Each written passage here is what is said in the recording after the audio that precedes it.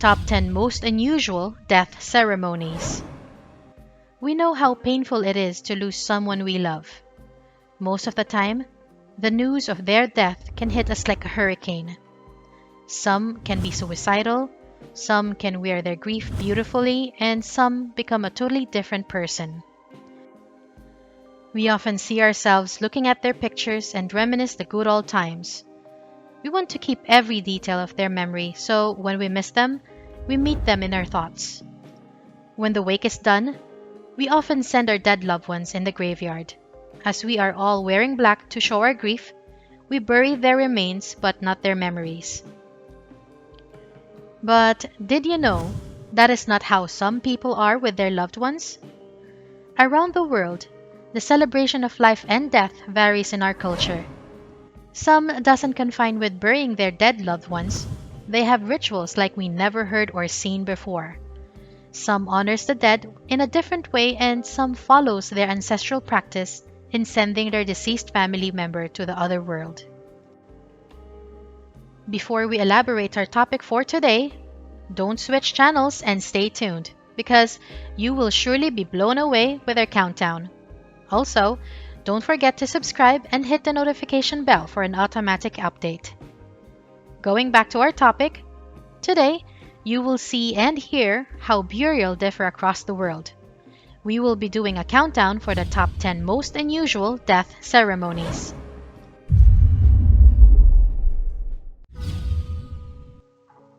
Starting our countdown on number 10 is the Zoroastrian tradition's Tower of Death or Tower of Silence. We know you've been freaking out when you heard the word tower and death, but believe us, there are more to discover. The existing ancestral practice of burying in the Zoroastrian tradition comes with a vulture.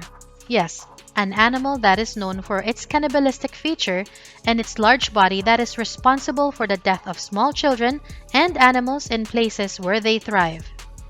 Just so you know, before the Zoroastrian raises the body of the deceased, first they will clean the body using the bull's urine. According to them, the bull's urine will send away all the bad spirits. It might sound unhuman to you, but we must respect their tradition. Next, the corpse will then be raised to the sky or in their so-called Tower of Silence, where vultures will eat the flesh of the corpse. But according to the researchers, Zoroastrians do this in a place far from the villages, so the living will not be affected. Does this sound brutal to you? But in their tradition, they believe that it is the only way to release the soul of the dead. Rising on number 9 is the sky burial in Tibet. I hate to break it to you, but this ceremony has nothing to do with any tool that will lift a corpse in the sky. In Tibet, they believe that the soul of the dead must transcend to heaven, so when somebody dies in the family, they will leave the corpse outside or into pieces so it would be easy for the animals or birds to consume it. This ritual usually takes place on hilltops or valleys like the Yerpa Valley. They believe that death will technically sustain the life of the living, which are the animals, and allow the soul to depart toward heaven. I know you two are wondering what kind of animal eats flesh. The answer is the dakini, or the equivalents of angels in Tibet. Dakinis are usually vultures that take over on the corpse while monks are chanting to lead the soul of the corpse to its sacred destination. It may look brutal to us, but in Tibet, they see it as a dual purpose in eliminating the vessels of the soul and thus embrace the circle of life. Grooving on number 8 is the Famarihana in Madagascar. Don't worry, even though it's Madagascar, they don't feed the corpse to the lions. Perhaps the corpse is being dug every few years in their tomb to replace their burial clothes with fresh new wraps, plus they get to dance with their living relatives when the music plays. The traditional burial in Madagascar means turning of the bones when translated. According to the people who practice it, doing this to their deceased loved ones will help speed up their decomposition so the spirit of the corpse can ascend towards the afterlife. How unusual, right? But again, This is their way of parting with their loved ones and sending them to the place where they can rest in peace. Floating on number 7 is the water burial in Nordic countries. This may terrify you a little bit, but the Nordic embraces the ritual of sending their loved ones in the bodies of water. How do they do this? Well, they lay the coffins atop the cliffs, then face the water to be drifted away. So yes, they are literally using the water as a burial ground for the dead. Sometimes they drift the bodies along the river, dead ships, ocean, or the most valued place of the deceased. Based on research, Nordic countries do this to send back the body of their deceased loved ones to the gods of their belief. In history, burial at sea is a thing from ancient Egypt, Greece, Rome, and of course, the famous Vikings with their ship burials where the corpse is lying, which sometimes includes his or her slave in possession, then lit and pushed to the sea to be consumed by the flames and waves of the sea. We can also see this practice in the movies like Game of Thrones, First Knight, and the 13th Warrior. Creeping on number 6 is the endo-cannibalism of the Yanomami tribe. Our number 6 is not for the faint-hearted because it is kind of brutal of the brutal. We all thought that eating human flesh is inappropriate, but not to the Yanomami because to them, eating the corpse of their tribe members is a demonstration of unity and strength.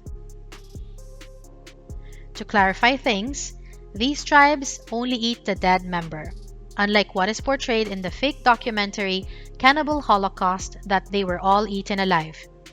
This tribe is living in the jungles of the Amazon between Brazil and Venezuela. However, in the 1930s, the trader's daughter, Helena Valero, was kidnapped by the Amazonian Indians. According to her, the tribe has a warlike activity where children are taken from their mothers as the children hold tight to their helpless mothers. They stood up in line and men began to kill them. This incident traumatized her and, according to her, she was in great fear and pitied the children. Luckily, she was able to escape and brought to light the practice of the tribe. What a brave girl. Maybe if it was one of us, we could have died there too or have gone to a severe trauma. Watching over a number 5 are the smoked mummies in the Manyama region of Papua New Guinea. We usually bury our deceased loved ones in graveyards, but the Anga tribe in Papua New Guinea places the mummified body of their deceased member on the cliffs because, according to them, they can watch upon the living and protect the village. But how do they do that? Well, before they smoke the meat of the corpse, they will get the guts and drips them, then smear it onto the skin of the relatives of the dead. They believe that by doing this, the dead's strength will be transferred to them. But what about the leftover? What are they going to do with it? I thought you might ask. Well, don't be so shocked because the leftovers will be used as cooking oil. After the corpse is smoked, they will look like a shiny, colored body and again, placed on the steep hills to watch over. Guests may find it hard to sleep in the village knowing that those sitting skeletons are real. Styling on number 4 is Ghana's fantasy coffins. Death should not be plain and boring. This is what Ghana is demonstrating when one of their family members dies. Unlike usual coffins, the fantasy coffins of Ghana are crafted with an elaborated and sophisticated design that will show the life and passion of the deceased. This was all originated 60 years ago in the Accra area when carpenters decided to make coffins that are custom designed and will surely reflect the life of the deceased. Examples of coffins here are beer bottle-shaped, fish-shaped, and lion-shaped coffin that traveled to the UK. Because of the unusual appearance of the coffins, they are even exhibited in the Magicians de la Terre in Paris way back 1989. What a stylish way to put the deceased in peace. Sparkling on number 3 is the South Korean death beads. You might have seen the movie Avengers Endgame when Thanos sacrificed his daughter for the Soul Stone. Did you know that in South Korea, they also do the same? Well, not the sacrifice part, but turning their loved ones into a stone. How did this happen? Well, in the year 2000, a law was passed declaring that the graves of the buried corpse are to be removed after 60 years due to the scarcity of land for burial. With this, the cremation was the only option to preserve their loved ones. However, to step further, they have invented the death beads, a process where the cremated remains of the deceased can be turned into a tiny and vibrantly colored pebble-like beads. So, the family of the deceased can display it in a decorative glass container. According to a survey, it is reported that more and more Koreans are switching to this type of service. Concentrating on number 2 is Japan's self-mummification. When we hear the word mummies, the corpse wrapped in white cloth comes to our mind. But the Japanese Buddhists in the 11th and 19th century has a special practice of self-mummification or sokushinbutsu. But why would someone do that to himself? Well, because it is their tradition. Wondering how this happens? Here's how.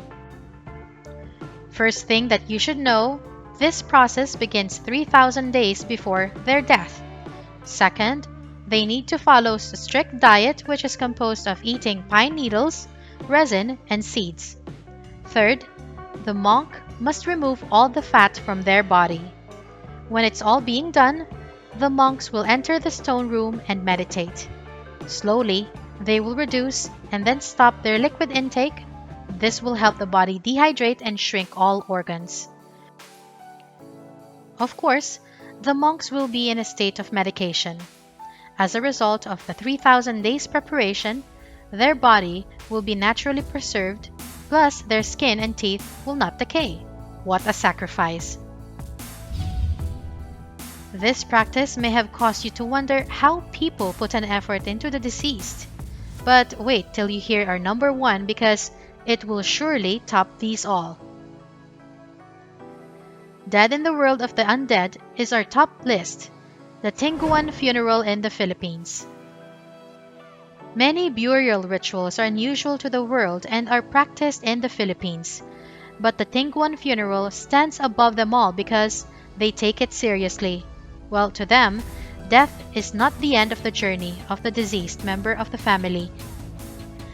If one of the family member dies, they will give him or her a bath so the soul will be clean. Then, they will dress it with the best clothes and embellish with jewelry, then seated in a sangadel or an elaborate bamboo seat. Hold your breath because what you're going to hear next may scare or excite you. After propping the dead, they will hang the pig's intestines and skin, but the chicken is alive. All of this to be offered to the spirits as well as the basi or alcoholic drink. While the family is eating, they must also bring one for the deceased loved one so that, according to them, the evil spirits will not get the deceased.